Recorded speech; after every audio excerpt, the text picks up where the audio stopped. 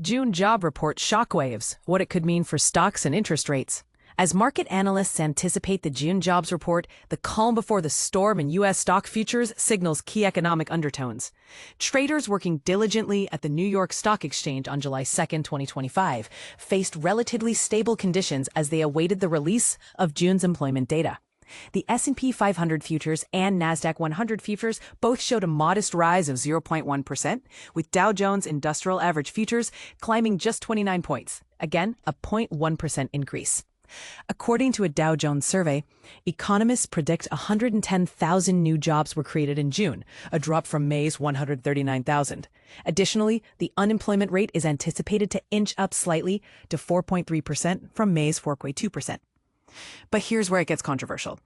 If the jobs report falls short of expectations, investors may shift away from volatile tech shares towards traditionally stable value stocks. Jay Hatfield, CEO of Infrastructure Capital Advisors, noted the potential for a mixed outcome. While a downturn in tech stocks might give value stocks a boost, the overall market could still take a hit, given tech's significant contribution of about 40% to the total market value.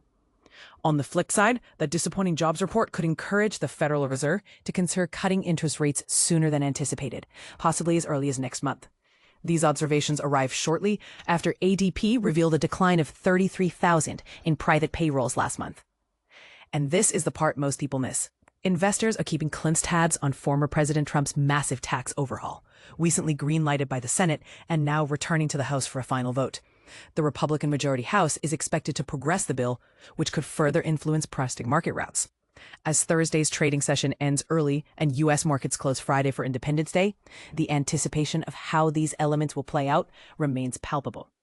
Do you think the Federal Reserve will act swiftly on rate cuts if the jobs report underperforms? Share your thoughts and join the discussion below.